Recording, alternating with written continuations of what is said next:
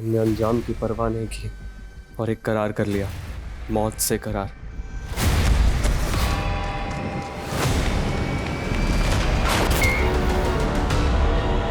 मौत का ऐसा करार कि अब मौत से पीछा छुड़ा पाना मुश्किल है। ठीक है, कल से 5 डिब्बे और बढ़ा दी। हाँ, आती हूँ। तो आपकी डील पक्की हो गई मम्मा? हाँ, एकदम पक्की हो गई। अब तुम्हारी मम्मा बहुत बड़ी बिजनेस वाली बनने वाली है। वाओ, ग्रेट मम्मा। मम्मा, अब हमारा घर भी बहुत बड़ा होगा ना? हाँ, बहुत बड़ा और आलीशान घर होगा हमारा, और जहाँ पर नौकर चाकर सब होंगे। हाँ, और बड़ी बड़ी कार्स भी होगी। हाँ, कार्स भी लेंगे। मम्मा, मुझे एक चॉपर भी चाहिए। चॉपर? ठीक है, चॉपर भी ले लेंगे।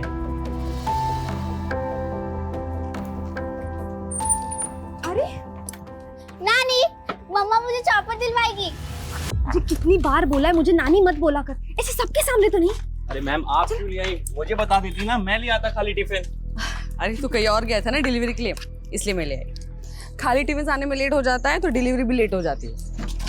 अच्छा राघव, चलो शाम की तैयारी करो टिफिन। हाँ, फाल्गुनी, तुम्हारी कामयाबी की चाबी बन सकता हूँ मैं। तो मेरे प्रपोजल के बारे में क्या सोचा? अरे संजीव, तुम बाहर क्या कर रहे हो? अंदर आ। रोही बेटा, तुम अंदर जाके चेंज कर।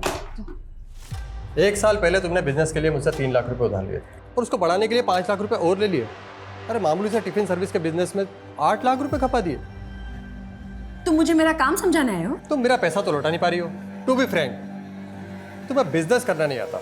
एक काम करो, तुम मेरी लाइफ पार्टनर बन जाओ, तुम्हें बिजनेस करना भी सिखा दूंगा और तुम्हारा कर्जा भी माफ हो जाएगा। अपनी हाथ में रहो संजीव। मधु, क्या है ये? तुमने तो कहा था तुम इसे शादी के लिए मना लोगी। मैं बात करती ना इससे। माँ से ना मेरी जिंदगी का फैसला कर सकती है, ना ही मेरे बिजनेस में कोई फैसला ले सकती है। देखा मधु, इसने तुम्हें तुम्हारी औकात दिखा दी। ये तुम्हें अपनी बॉसी नहीं, काम वाली समझती है। संजीव, तुम मासी को भड़काने की कोशिश मत करो। बहुत अकड़ है ना तुझ में। चल अभी क्या भी मेरा पैसा निकाल, नहीं तब मैं तुझे अपना असली रूप दिखाता हूँ। मुझे हैरास करने की कोशिश मत करना संजीव। तुम्हें तुम्हारा पैसा मिल जाएगा, वो भी पूरे ब्याज के साथ। ब्याज तो मैं वसूल करूंगा, इस थप्पड़ का भी।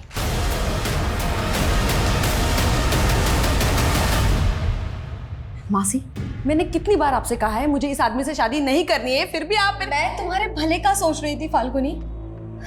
विधवा की जिंदगी आसान नहीं होती। अरे खुद के बारे में नहीं, पर रूही के बारे में तो सोच। टिफिन सर्विस का छोटा मोटा काम है तुम्हारा, उसमें भी इतना सारा कर्जा चढ़ चुका है, उसमें कमाई तो होती ही नहीं है। ऐसा ही रहा तो रूही को कैसे पालोगी तुम?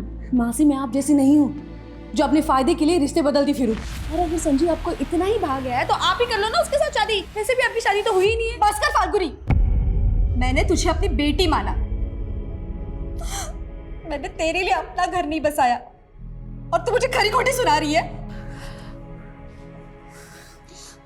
मासी, आई एम सॉरी, मुझे ये सब नहीं बोलना चाहिए था, लेकिन आपको पता है ना मैं कितनी स्ट्रेस में हूँ। सारी टेंशन तुझे ही है।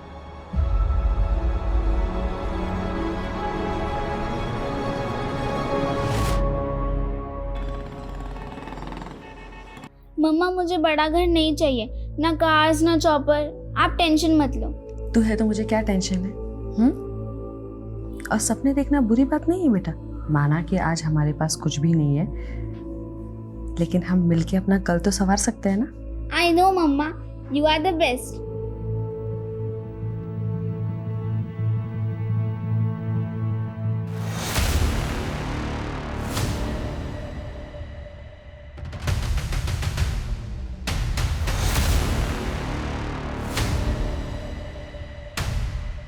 जब मंजिल दूर हो तो वहाँ जल्द से जल्द पहुँचने के लिए हम शॉर्टकट ढूंढने लगते हैं, और अब मैं उस रास्ते पर जाने का सोच रही थी जिसे मैंने सालों पहले छोड़ दिया था।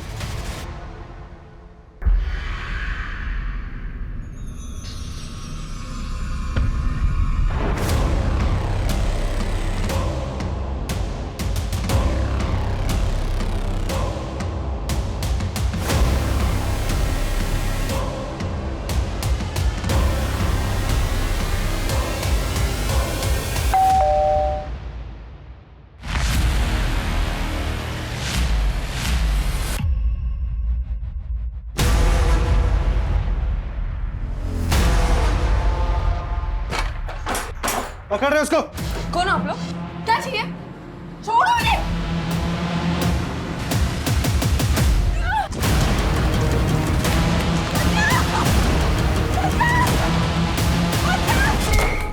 ये लो तुम्हारे पूरे पैसे, वो भी ब्याज के साथ। 4 महीने में इतना पैसा कमा लिया? तुमसे मतलब? अरे तुम अभी तक मुझसे नाराज हो? एक्चुअली उस दिन मैंने तुम्हें शादी के लिए प्रपोज करके एक गलती की। अगर मैं तुम्हें सिर्फ सोने के लिए कहता ना तो तुम मान जाती। ये पैसा भी इसी तरह कमाया ना, सो के। तेरी नीयत चाहे जैसे भी हो, लेकिन मेरे बुरे वक्त में तू काम आया ना, इसलिए मैंने सिर्फ थप्पड़ मारा है तुझे, वरना मैं तेरे साथ क्या क्या कर सकती हूँ ना, ये जानता नहीं है तू। लेकिन मैं मरना नहीं चाहती, मुझे अपनी बेटी के लिए जीना है।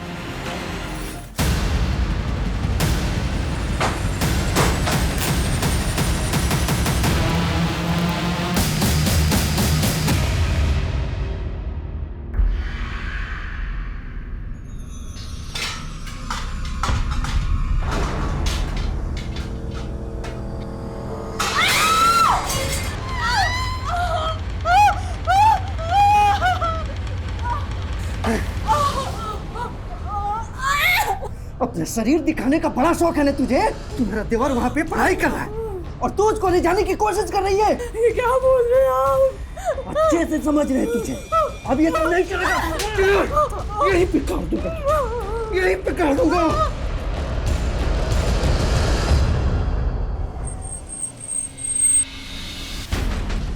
सर, शामली रोड पे एक्सीडेंट हुआ था। लेडी की ऑन स्पॉट डेथ हो गई। पहचान पता चली कौन? जी हाँ सर, एक्सीडेंट साइट से आईडी मिली है जिसपे फाल्गुनी गुप्ता लिखा हुआ है। मेरठ की रहने वाली है। कांस्टेबल को भेजा उसके एड्रेस पे।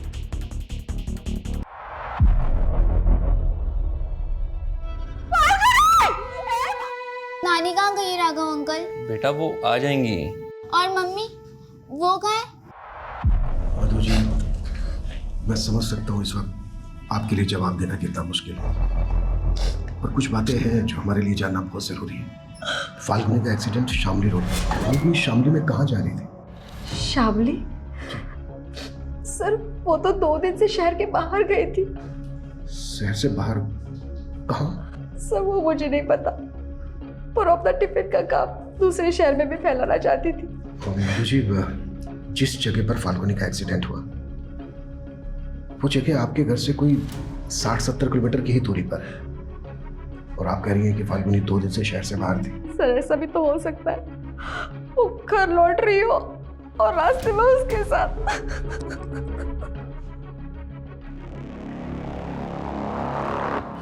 सर, एक्सीडेंट स्पॉट का एक सीसीटीवी फुटेज मिला है। सर इसमें जिस तरह से फाल्गुनी भाग रही है और जिस तरह से व्हीकल ने उसे हिट किया, उसे ये तो मर्डर लग रहा है सर। गाड़ी का नंबर भी साफ दिखाई नहीं दे रहा है। फाल्गुनी की मौसी को ये तक नहीं मालूम कि फाल्गुनी कहाँ गई, और अब इस तरह से फाल्गुनी मारी जाती है। पता लगाओ कि फाल्गुनी इस जगह पर क्यों गई और इस टेम्पो का भी पता लगाओ।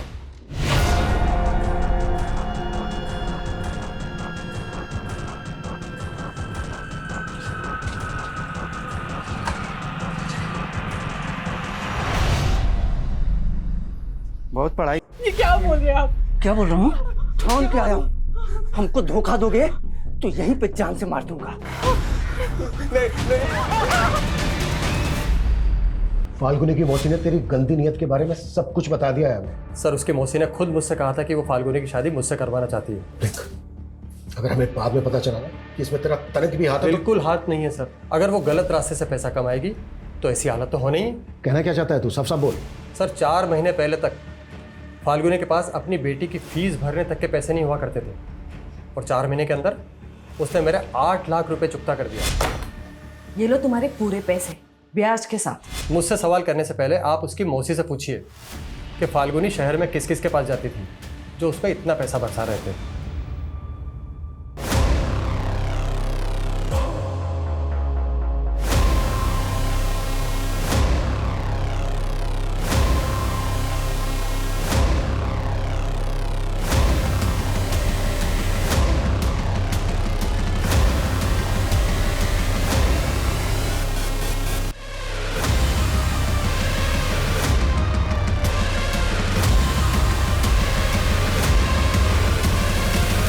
राघव अंकल की तरह आप भी मुझसे झूठ बोल रहे हो ना?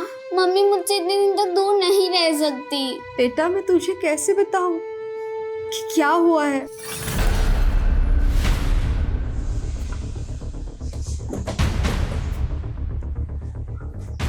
सर संजीव तो जलता था फाल्गुनी से, आप उस पर भरोसा कैसे कर सकते हो। देखिए, अगर संजीव ने कुछ किया है तो बचेगा नहीं, लेकिन आपको भी तो नहीं मालूम कि हत्या के 2 दिन पहले से फाल्गुनी कहाँ थी। सर मुझे सच में नहीं पता।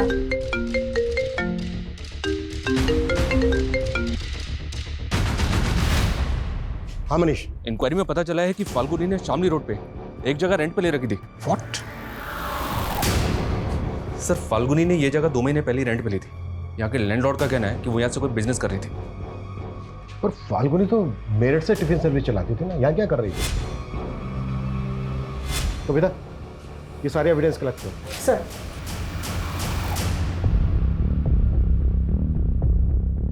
निर्भीक एजेंसी इस नाम से एग्रीमेंट करवाया था फाल्गुनी ने। अच्छा, किस तरह का बिजनेस था? मतलब वो क्या कर रही थी, कुछ बताया था? सर कंसल्टेंसी का बिजनेस बता रही थी, बोल रही थी कि अभी स्टैब्लिश कर रही हूँ, कुछ दिनों बाद ये जगह रिनोवेट करके ऑफिस खोल लेगी। 12 तारीख को आई थी क्या फाल्गुनी? नहीं सर, वो यहाँ कभी कभी आती थी। ठीक है, हमें एग्रीमेंट के पेपर चाहिए। जी सर। सर अगर फाल्गुनी का tiffin service Ruhi tiffin service के नाम से है तो फिर ये निर्भीक एजेंसी क्या है?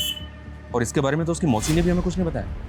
शायद देखकर ऐसा लग रहा है कि जैसे काफ़ी फाइल थी, काफ़ी डॉक्यूमेंट्स थे जिनको जला दिया गया। मनीष एक काम करो, पता करो कि वो निर्भीक एजेंसी के नाम से कौन सा बिजनेस कर रही थी, किस तरह का बिजनेस था, और ये भी पता लगाओ कि उस बिजनेस का उसके मर्डर से कोई कनेक्शन निकलता है।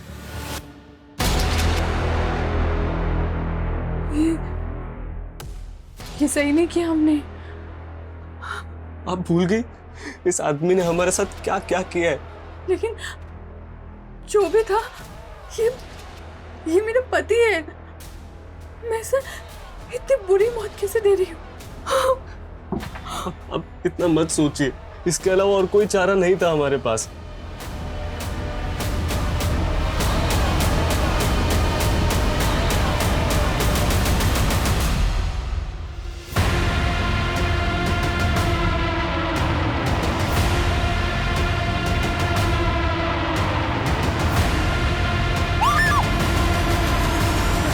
टेम्पो सफेद रंग का है, पॉसिबल है कि क्रिमिनल्स ने उसका रंग बदल दिया।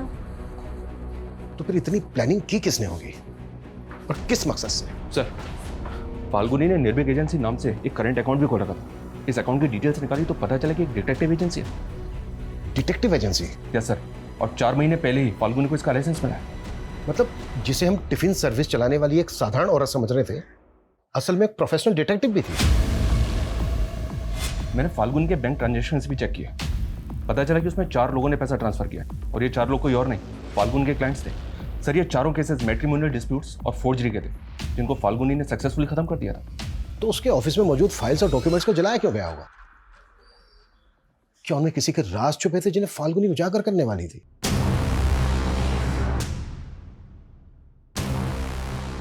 ये सब तो काफी हद तक जल चुका है sir. 1 PH 2 SKR 3 HC C is similar।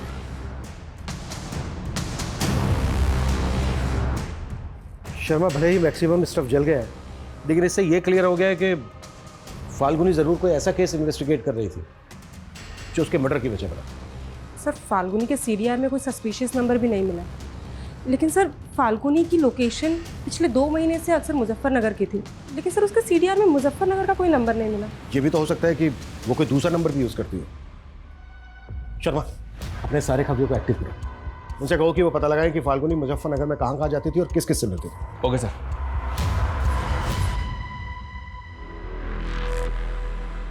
अब आप दोनों पति पत्नी हो।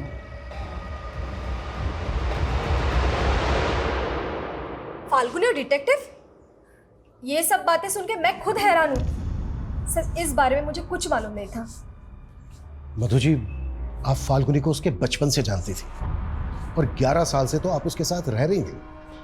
अगर आप उसके बारे में कुछ नहीं जानती तो क्या इसका मतलब हम ये निकालें कि फाल्गुनी भरोसा नहीं करती थी आप पर, ट्रस्ट नहीं था उसे, इसके लिए अपनी बातें छिपाती थी आपसे? सर ऐसा भी तो हो सकता है वो जानबूझ के कर रही हो। अभी वो डिटेक्टिव थी तो ऐसे लोग अंडरकवर होके भी तो काम करते हैं ना। अच्छा, सर मैंने आपको एक बात नहीं बताई थी। फाल्गुनी लॉ स्टूडेंट थी और उसके पिता के पास पैसे नहीं थे तो उसने अपनी पढ़ाई छोड़ दी थी। पर शादी के पहले वो क्रिमिनल लॉयर के पास काम करती थी सर। और शादी के बाद? सर शादी के बाद उसका पति उसे कुछ नहीं करने देता था। फिर उसके पति के मौत के बाद वो मेरे साथ टिफ़िन सर्विस का काम करने लग गई। आपके साथ? हाँ। लेकिन उसका जो ये टिफिन सर्विस का बिजनेस था, उसके डॉक्यूमेंट्स में तो आपका कोई शेयर नहीं है। वो तो सैलरी देती थी ना आपको। सर वो हमारा रिश्ता इन सारी चीज़ों के परे था। ये पुलिस क्यों आई है राघव अंकल? वो पुलिस स्टेशन में भी आपकी मम्मा का खाना जाता है ना, इसीलिए।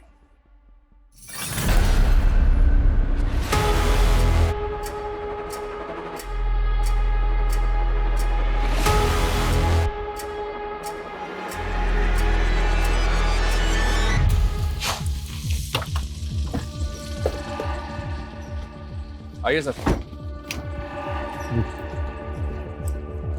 फाल्गुनी इसी एनजीओ में वर्कर बन के काम करती थी। ये भी तो हो सकता है कि फाल्गुनी एनजीओ वर्कर बनकर यहाँ इन्वेस्टिगेट करने आती है। फिलहाल तो सिर्फ इतना पता चला है कि फाल्गुनी आसपास के कई गांव में जाकर ग्रामीण औरतों को वुमेन हेल्थ एंड हाइजीन पर ट्रेनिंग दे रही थी। पॉसिबल है आसपास के गांवों में जाकर वो इन्फॉर्मेशन इकट्ठा करती है। मे भी सर। इंक्वायरी में एक बात और पता चली है, ये फाल्गुनी आजकल कड़िया गांव ज्यादा जा रही थी। कड़िया गांव?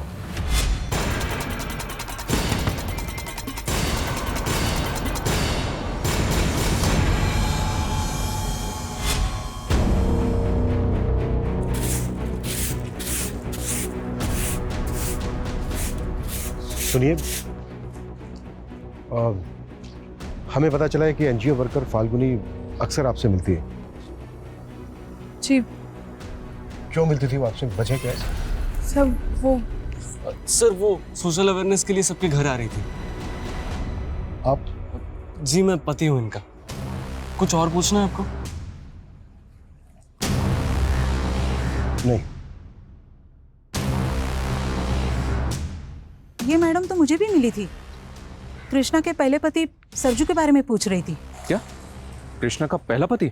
जी, दूसरा पति गिरीश देवर था कृष्णा का, लेकिन सरजू के मौत के बाद उन दोनों ने शादी कर ली। अच्छा, ये फाल्गुनी सरजू के बारे में क्यों पूछ रही थी? यही कि सरजू की मौत कैसे हो गई। क्या आप हमें बता सकती हैं कि सरजू की मौत कैसे हुई थी? सर गिरीश और कृष्णा कहते हैं कि सरजू भैंस खरीदने जा रहा था तो कोई गाड़ी मार गई उसको, लेकिन मुझे लगता है कि इन दोनों ने उसे मारा होगा। आपको ऐसा क्यों लगता है? सरजू को शक था कि इन दोनों का चक्कर चल रहा है। हमको धोखा दोगे तो यहीं पे जान से मार दूंगा। और एक बात, सरजू के मौत के 2 महीने पहले से वो काफी बीमार चल रहा था। खाट से उठा तक नहीं जा रहा था उसे। ऐसे में वो खुद पैदल चल के हाईवे तक कैसे जाएगा? मुझे लग रहा है सर फाल्गुनी या सरजू की मौत का राज पता करने ही आई होगी। फाल्गुनी एक प्राइवेट डिटेक्टिव थी। इस तरह के लोग तभी इन्वेस्टिगेट करते हैं जब उन्हें कोई हायर करे। इस छोटे से गांव में कौन ऐसा होगा जिसने फाल्गुनी को हायर किया हो? हमें ना लोकल पुलिस से कंफर्म करना चाहिए कि सरजू का एक्सीडेंटल केस में कोई फाउल प्ले था क्या, और क्या वाकई में या ऐसे राज दफन है जो फाल्गुनी की हत्या का कारण बने।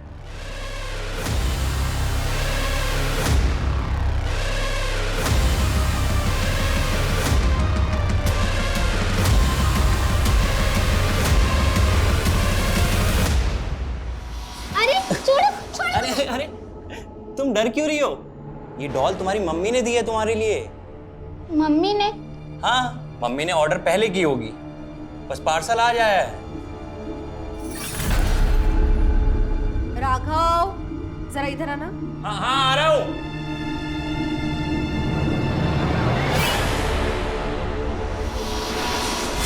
मम्मा, जाना सच में जरूरी है? हाँ बेटा, बहुत जरूरी है।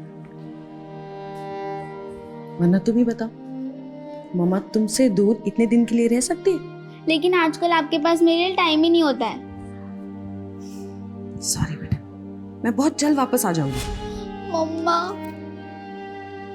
आपने मेरे लिए डॉल ऑर्डर की थी, मैं आपको कहाँ से ऑर्डर करूं ताकि आप जल्दी से मेरे पास आ जाओ? कहाँ चले गए मम्मा?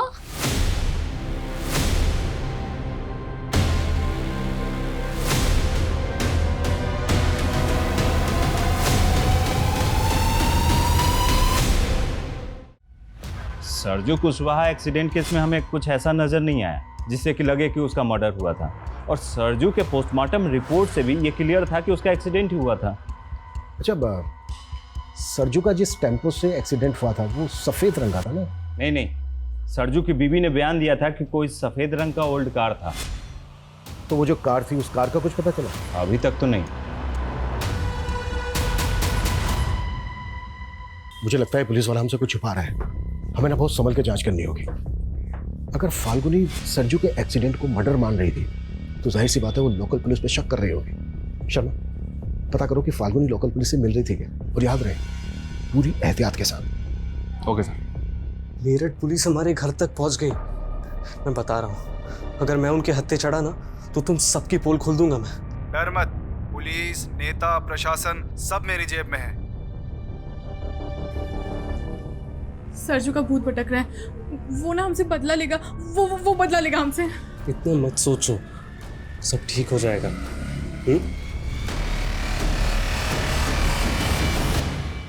सर, हमने फाल्गुनी की सीडीआर में मौजूद एक एक नंबर को इन्वेस्टिगेट किया, लेकिन हमें अब तक कोई ऐसा नहीं मिला जिसने फाल्गुनी की डिटेक्टिव एजेंसी को सरजू या फिर मुजफ्फरनगर का कोई भी केस दिया हो।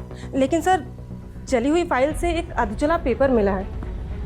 सर, इसे देख के ऐसा लगता है जैसे ये किसी पीएम रिपोर्ट का हिस्सा है, लेकिन सर समझ में ये नहीं आ रहा है कि ये किसकी पीएम रिपोर्ट का हिस्सा है। सरजू की बॉडी का भी पोस्टमार्टम हुआ था ना? जी हाँ सर, पोस्टमार्टम तो हुआ था, लेकिन इन्वेस्टिगेटिंग ऑफिसर सुखबीर ने बताया था कि उसकी रिपोर्ट से क्लियर था कि उसका एक्सीडेंट हुआ था। शर्मा, पोस्टमार्टम रिपोर्ट मैनिपुलेट भी तो की जा सकती है। सरजू की बॉडी का जिस डॉक्टर ने पोस्टमार्टम किया था, एक बार उस डॉक्टर से मिलते हैं। क्या हुआ? मम्मी की याद आ रही है? अरे डोंट वरी, मैं हूं ना, मैं भी मम्मा की तरह ही प्यार करूंगा। स्कूल हो या आस पड़ोस, कोई अगर तुम्हें टच करे ना तो इस बात की समझ होनी चाहिए तुम्हें कि गुड टच और बैड टच क्या होता है। क्या होता है मम्मा ये गुड टच बैड टच? मैं समझाती हूँ। पहले तो मैं तुम्हें बताती हूँ कि बैड टच क्या होता है। छोड़ो छोड़ो छोड़ो छोड़ो मुझे नानी। चुप चुप, जहाँ तेरी मम्मी को पहुँचाया ना वहाँ तुझे भी पहुँचा दूंगा, समझ में आया?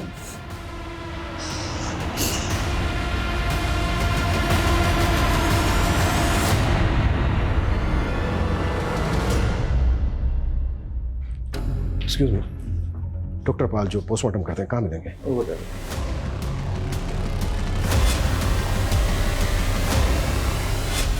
Doctor Samarpal ji. Inspector Abhimanyu Chander, Meerut police. हमें पता चला है कि आपने कड़िया गांव के सरजू कुशवाहा नाम के आदमी की बॉडी का पोस्टमार्टम किया था। सर, मैं बहुत सारे विक्टिम का पोस्टमार्टम करता रहता हूँ, मुझे रिकॉर्ड चेक करने में। प्लीज।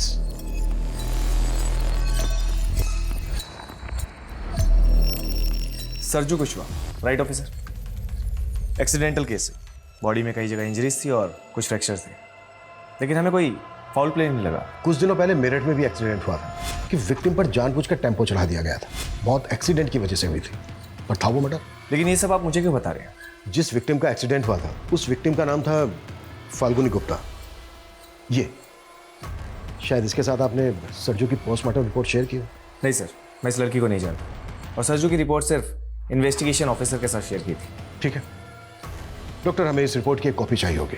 मैं आपको प्रोवाइड करता हूँ। Thanks doctor. मैं तो तुम्हें चाहता था, लेकिन तुमने मेरा ध्यान फाल्गुनी की तरफ मोड़ दिया, और अब उसके मर्डर का इल्जाम भी मेरी तरफ मोड़ दिया। मुझे पता है ना तू कितना बड़ा कमीना है। वो तो मैं हूँ, लेकिन तुझे मैं फुल सपोर्ट करूंगा फाल्गुनी के बिजनेस को टेक ओवर करने में।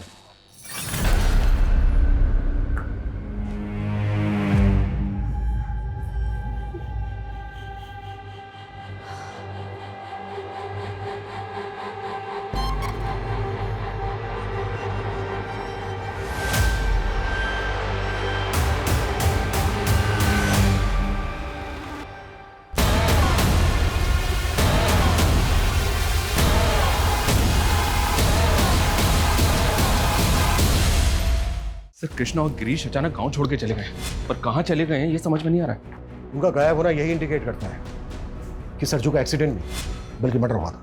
और सर, अब तक ये भी पता नहीं चल पा रहा है कि फाल्गुनी को ये केस इन्वेस्टिगेट करने के लिए किसने दिया होगा। सब पता चलेगा मनीष। देखो, ये तो क्लियर होता जा रहा है कि फाल्गुनी की हत्या का सरजू के केस से कनेक्शन। एक काम करो, गिरीश और कृष्णा का लुकआउट नोटिस जारी करवाओ। दोनों ओके सर।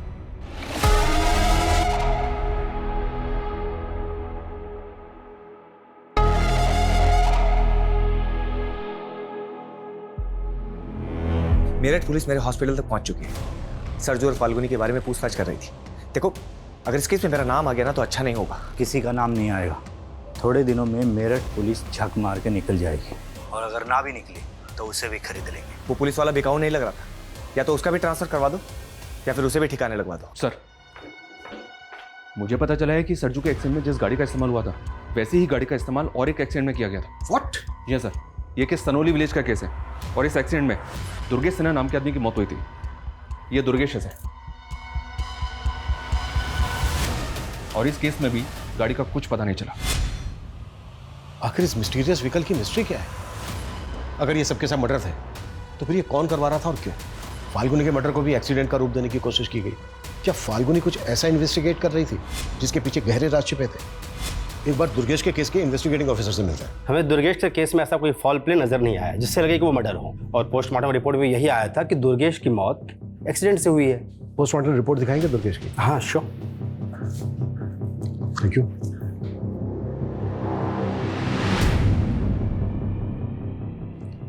ये दुर्गेश की बॉडी का पोस्टमार्टम डॉक्टर समर ने किया था ना? जी सर, ये दोनों पोस्टमार्टम रिपोर्ट्स तो एक दूसरे की कार्बन कॉपी है। दोनों रिपोर्ट्स में मौत की वजह एक ही लिखी है। अच्छा शर्मा, ये डॉक्टर समर का सी बनाने का स्टाइल नोटिस किया तुमने? बड़ी अजीब ढंग से सी बनाया। फाल्गुनी के ऑफिस में हमें एक डायरी मिली थी, उस पर लिखा था सी इज सिमिलर। क्या सी सिमिलर का इंडिकेशन इन्हीं दोनों रिपोर्ट्स का है? पूरे चांसेस। शर्मा, हमें फाल्गुनी के ऑफिस में जली हुई फाइल्स के बीच एक पोस्टमार्टम रिपोर्ट की जली हुई कॉपी भी बनी थी, याद है? इसका मतलब फाल्गुनी के पास ये दोनों रिपोर्ट्स थे और फाल्गुनी सरजू का ही नहीं बल्कि दुर्गेश का केस भी इन्वेस्टिगेट कर रही हो। सर, ये डॉक्टर समर उस दिन से ही हॉस्पिटल नहीं आ रहा है जिस दिन से हम उससे मिलने गए।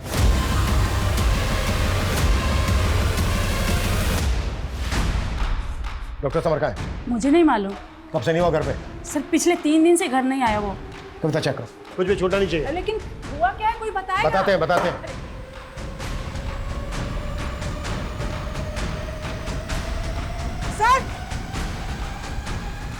सर ये देखिए।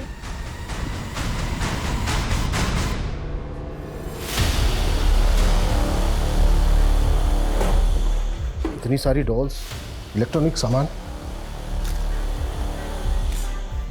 क्या ये सब? क्या चल रहा है इस घर के अंदर? सर, मेरे बेटे को इलेक्ट्रॉनिक गुड़िया बनाने का शौक है।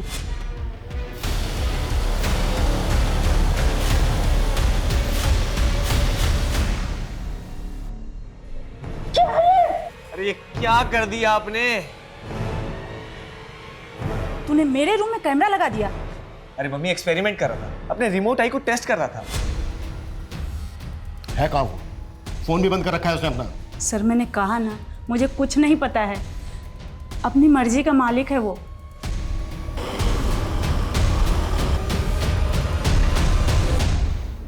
ये दुर्गेश सिन्हा यही रहते थे ना? जी हाँ। देखिए, उनकी मौत कैसे हुई इसके बारे में आपसे बात करनी है हमें। इस लड़की को पहचानती हैं? नहीं। आप जरा गौर से देखिए, शायद आपको कुछ याद है। बोला ना नहीं, और मुझे आपसे बात नहीं करनी है।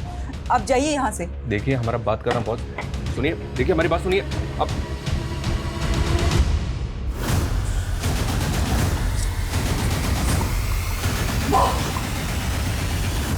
मम्मा, मैं तो डर गई। मैंने सोचा 2 दिन बाद वापस आई हूँ ना, तो ऐसे सरप्राइज करती तुझे। लेकिन मम्मा, मैं आपको बता नहीं सकती। जब आप चली जाती है तो यहाँ पर फाल्गुनी, तुम आ गई? हाँ मासी। मासी, हाँ, रूही ने आपको तंग तो नहीं किया मेरे पीछे से? अरे नहीं, बहुत अच्छे से रही है वो। मम्मा, मैं क्यों नहीं बता पाई आपको वो सब? सर, दुर्गेश की बीवी का ऐसा रवैया देख के ताज्जुब हो रहा है। मुझे ऐसा लग रहा है कि सरजू की तरह दुर्गेश की मौत की हकीकत भी कुछ और ही है। मैंने मॉर्चरी में पता किया, पिछले 3 महीने में डॉक्टर समर ने 15 बॉडीज का पोस्टमार्टम किया और उन 15 में से 9 एक्सीडेंटल केसेस हैं। तो क्या ऐसे और भी केसेस हैं? इस डायरी में ना कुछ अल्फाबेट्स लिखे हैं जिनको देख के ऐसा लगता है कि जैसे ये विक्टिम्स के नामों का शॉर्ट फॉर्म हो सकता है। जैसे सरजू का सरनेम है कुशवाहा, यानी कि सरजू कुशवाहा। और ये देखो, ये 7वें नंबर पे लिखा है SK। ऐसे ही दुर्गेश का सरनेम है सिन्हा, यानी कि दुर्गेश सिन्हा। और ये यहाँ 9वें नंबर पे लिखा है DS। ऐसे ही जो बाकी के विक्टिम्स हैं उनके भी नाम और सरनेम के अल्फाबेट्स मैच हो रहे हैं।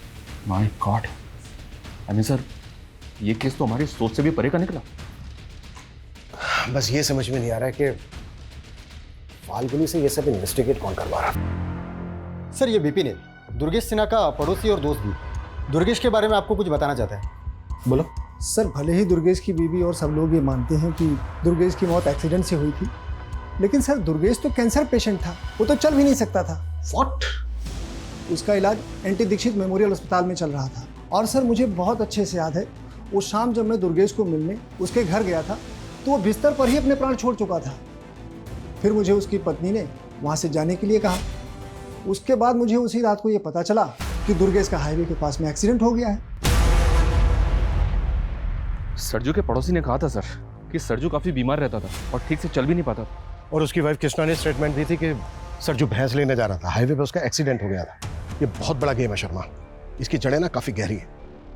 अच्छा, दुर्गेश के दोस्त ने बताया कि दुर्गेश कैंसर पेशेंट था, एनटी दीक्षित मेमोरियल हॉस्पिटल में उसका इलाज चल रहा था। एक काम करो, रिकॉर्ड चेक करो वहाँ पे। हमें कोई एक्सट्रीम स्टेप लेना होगा। हाँ, मैंने सोच लिया है कि मुझे क्या करना है।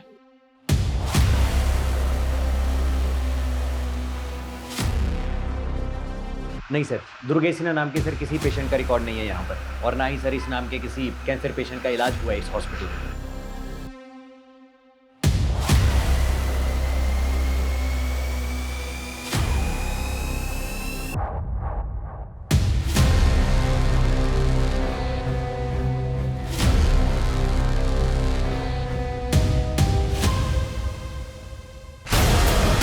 ये दुर्गेश कैंसर पेशेंट था, इसका कोई रिकॉर्ड नहीं मिला हॉस्पिटल में।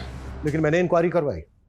डॉक्टर समन ने जिन 9 और एक्सीडेंटल विक्टिम्स का पोस्टमार्टम किया था, उन सबके केसेस भी सरजू और दुर्गेश के केस की तरह सस्पिशियस थे। और ये सारे के सारे विक्टिम्स लोअर मिडिल क्लास या फिर पुअर फैमिली से बिलोंग करते थे। ये काफ़ी ताज्जुब भरा है कि ऐसे बैकग्राउंड के लोगों को क्यों और किस मकसद से मारा गया और उनके मर्डर को एक्सीडेंट का रूप दिया गया।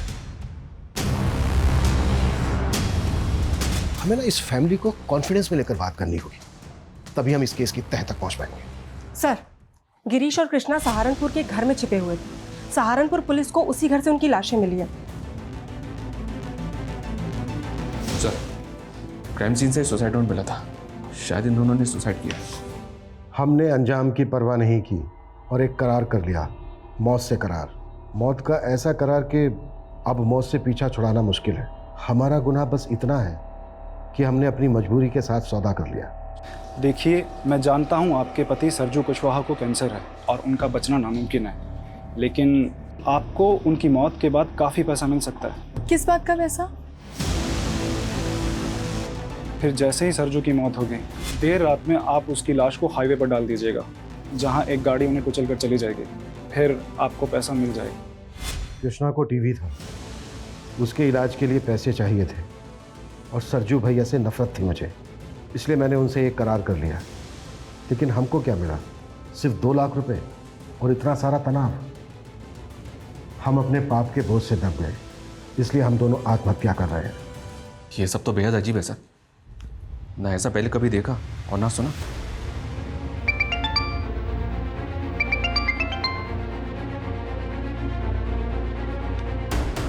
जैन सर,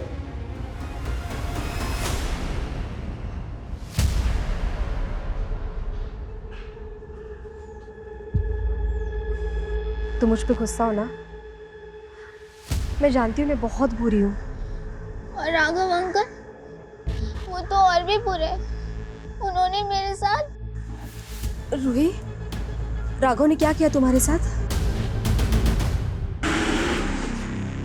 देखिए, टारगेट्स तो आप लोगों को अपने अपने पूरे करने ही हैं, लेकिन मैं सिर्फ ये कहना चाहता हूँ कि जब भी आप कोई नई पॉलिसी भेजें तो क्रॉस चेक कीजिएगा डॉक्यूमेंट्स पूरे। Excuse me, Manish Singh ji. SP sir ने तो आपको बता ही दिया होगा कि मैं आपसे क्यों मिलना चाहता था। जी, लेकिन हमें ताज्जुब इस बात का है कि इतने समय तक आप चुप क्यों रहे? आपको तो बहुत पहले सामने आ जाना चाहिए था। एक्चुअली हम डिलेमा में थे कि हमारा शक सही है या गलत, और उसी को पुख्ता करने के लिए हमने फाल्गुनी को मुजफ्फरनगर डिस्ट्रिक्ट में लगाया था। इसके अलावा 4 और डिस्ट्रिक्ट में हम अपने लेवल पर इन्वेस्टिगेट कर रहे थे। तो मतलब फाल्गुनी को आपने हायर किया था?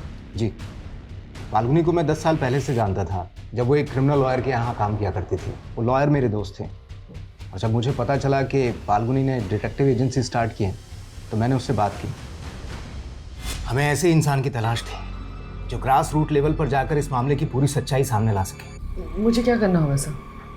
फाल्गुनी, मुजफ्फरनगर डिस्ट्रिक्ट में पिछले 4 महीनों में 183 पॉलिसी होल्डर्स ने एक्सीडेंटल इंश्योरेंस क्लेम किया है।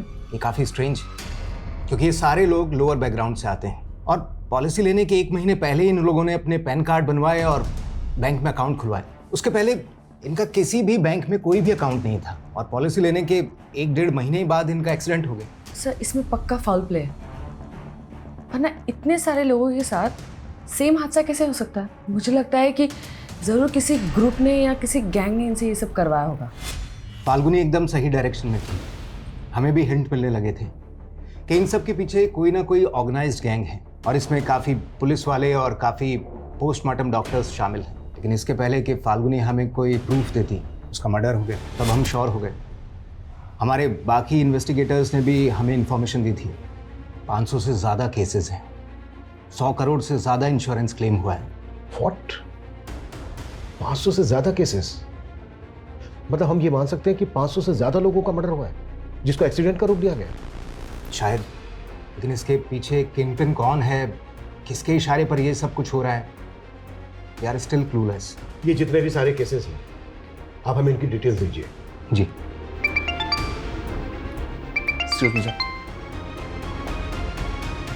हाँ कविता। सर दुर्गेश की वाइफ सरकारी गवाह बनने के लिए तैयार हो गई है। वो हमें उन लोगों के बारे में बताना चाहती है जिनके कहने पर उसने दुर्गेश की मौत को एक्सीडेंट की शक्ल देने का प्लान बनाया था। गुड जॉब कविता। कहाँ है दुर्गेश की बीवी?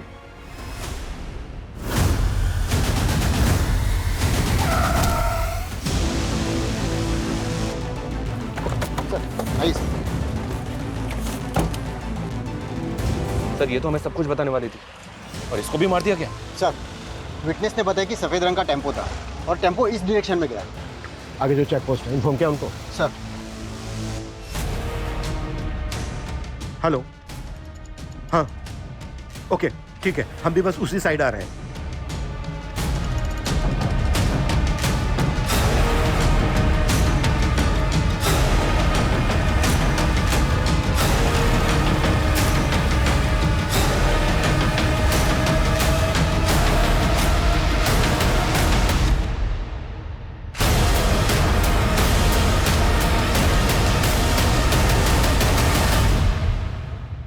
कंपनी का रीजनल मैनेजर ही कंपनी के साथ इतनी बड़ी कॉन्स्पिरेसी कर रहा है। मुझे कोई फंसा रहा है। ओए फंसा रहा है? हाँ, तेरे गुनाहों की लंबी चेन तोड़ दी हमने।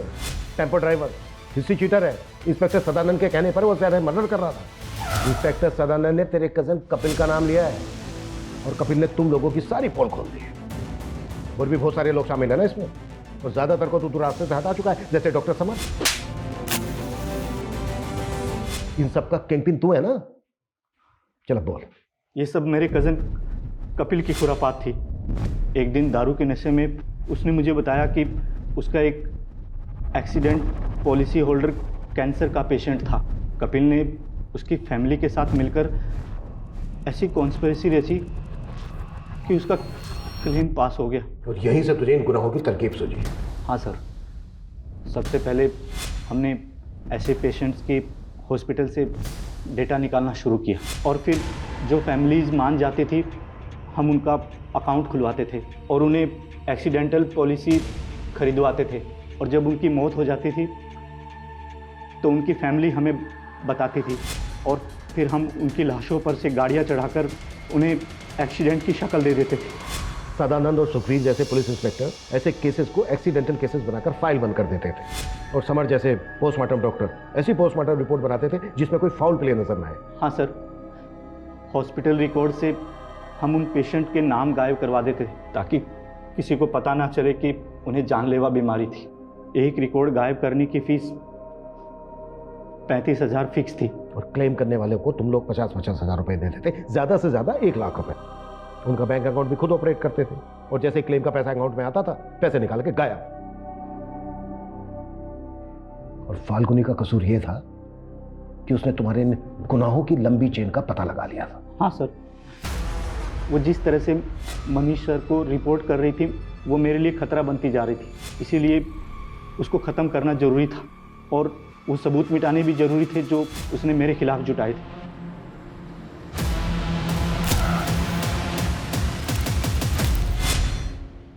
सर ये गिरोह इतने बड़े पैमाने पर गुनाहों को इस तरह से अंजाम दे रहा था, ये सोच के भी ताज्जुब हो रहा है। आई थिंक ये इस दशक का सबसे बड़ा स्कैम होगा। हमारा ऐसे केसेस से भी सामना हुआ है जहां पर लोग पॉलिसी के लालच में अपनों का कत्ल तक करवा देते हैं, और यहाँ तक चंद पैसों के लालच में लोग अपने करीबियों की लाशों का सौदा कर रहे थे। ऐसे गुनाहों को देखकर ये नहीं लगता है कि आजकल इंसानियत का स्तर कितना नीचे गिरता जा रहा है? सर फाल्गुनी की मौसी ने फाल्गुनी के वर्कर राघव की कंप्लेंट की। वो काफ़ी दिनों से फाल्गुनी की बेटी को मॉलेस्ट कर रहा है।